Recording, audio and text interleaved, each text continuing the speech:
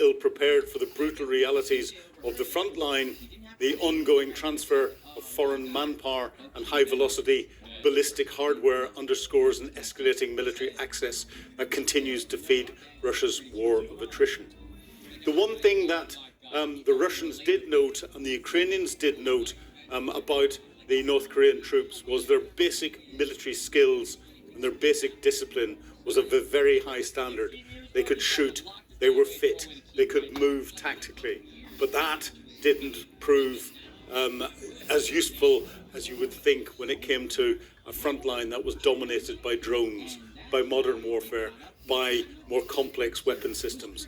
And it's when the North Koreans came up against that they had difficulty then responding. And like most troops that are trained in the old communist style, their adaptability left a lot to be desired.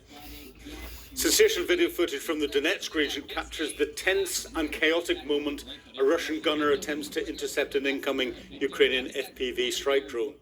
But it goes horribly wrong. The footage shows Russian firing shells into the sky in a desperate bid to shoot down the fast-approaching drone.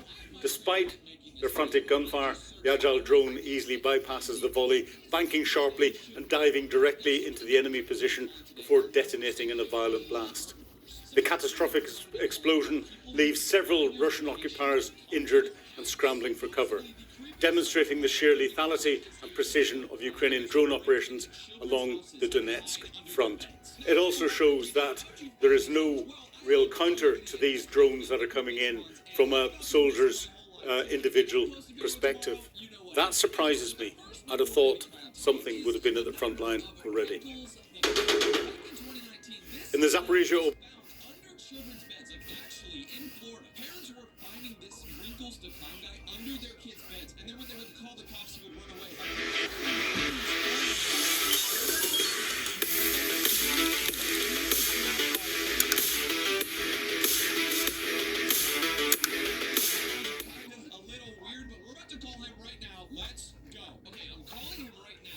In the Zaporizhia Oblast, Russian commanders have effectively admitted defeat in a costly, months-long infiltration campaign around Novopavlivka, which is between Kostanivka and Orkiv.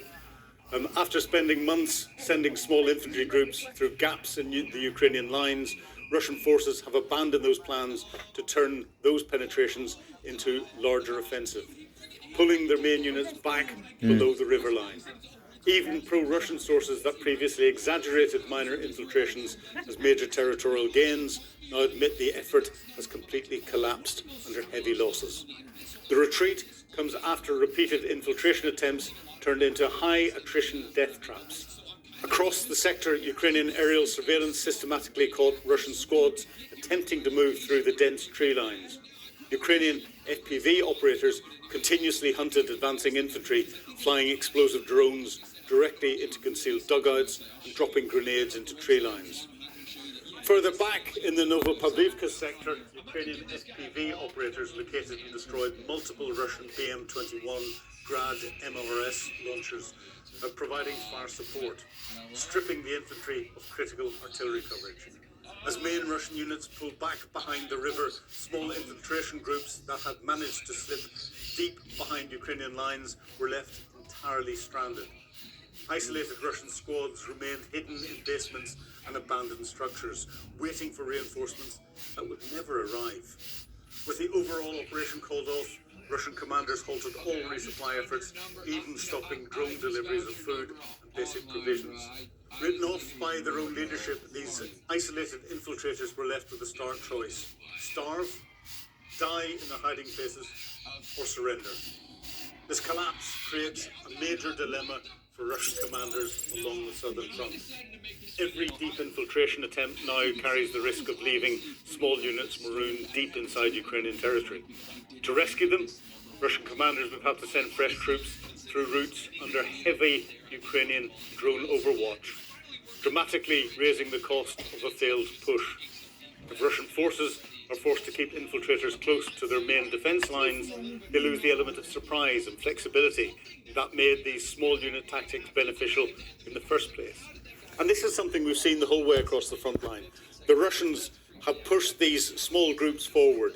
They try and dig in somewhere, hide in a basement, use the rubble in a village and in buildings to say that they've captured somewhere. Take a picture, get it geolocated. It's reported up to their higher command that they've actually captured that area. This is the first time we've seen them admit that they've actually been pushed out of it and not do that.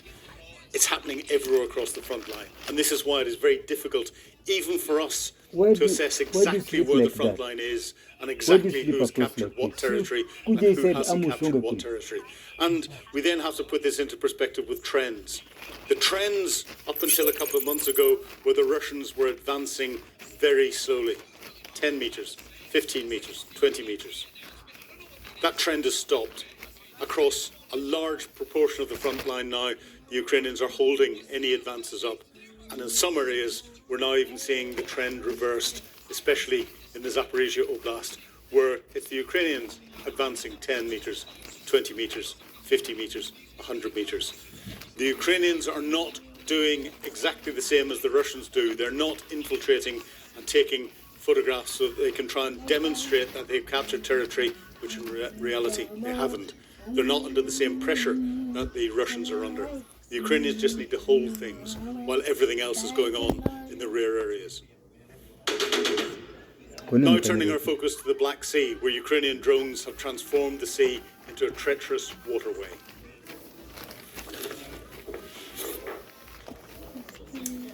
In a historic coordinated blow to Russian naval power, Ukrainian forces executed a massive overnight strike against the Russian naval base of Novorossiysk, the Kremlin's last major stronghold in the Black Sea. Operating more than 300 kilometers behind the front line, Ukrainian defense forces proved that no distance can shield the occupation fleet from precision retaliation. President Volodymyr Zelensky hailed the operation as a unique triumph of Ukrainian ingenuity, emphasizing that the days of Russia maintaining safe harbors in the Black Sea are officially over. The multi-axis strike showcased the formidable evolution of Ukraine's domestic defense industry, combining jet-powered Panyesta rocket drones, long-range Neptune cruise missiles, and uncrewed maritime surface systems into a single synchronized salvo. Confirmed hits were logged across Russian air defense positions, naval piers, and critical port infrastructure. As President Zelensky made clear following the attack, the occupation fleet and every supporting node will remain under constant threat so long as Moscow continues its brutal invasion, reiterating that while diplomatic proposals remain on the table, Ukraine will force the enemy to pay an unsustainable price on the battlefield. This decisive operation builds directly on a relentless deep strike campaign targeting the logistics feeding Novorossiysk. Just last month, a precision drone strike triggered a massive inferno at the Grushova industrial tank farm, a vital transshipment facility. Residents reported hearing roughly 50 explosions before thick plumes of smoke engulfed the facility, systematically stripping the Russian military of fuel reserves required to sustain its southern grouping. These high-profile base strikes represent the tip of the spear in a much broader, highly organised campaign waged by Ukraine's unmanned systems forces, codenamed Operation Molochaka. This month-long maritime campaign has effectively transformed both the Black Sea and the Sea of Azov into active blockade zones for Russian shipping. By relentlessly hunting enemy transports and illegal shadow fleet vessels, Ukrainian operators are severing the economic and military lifelines that keep Moscow's war machine funded and supplied. The scale of this unmanned blockade is unprecedented. According to the SPS commander, Robert Brovdy, Ukrainian strike teams engaged a staggering 218 Russian vessels between the 6th of July and early August, hitting 12 additional targets in the first week of August alone.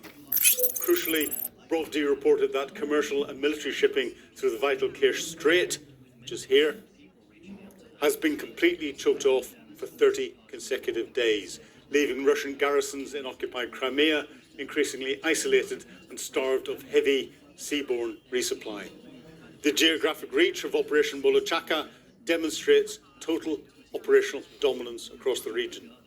Ukrainian strike drones have successfully engaged 134 vessels in the Sea of Azov and another 84 across the Black Sea. From dry cargo ships carrying military equipment to shadow fleet oil tankers attempting to bypass international sanctions, Ukrainian forces are proving that every vessel supporting the Russian war effort is a legitimate and reachable target.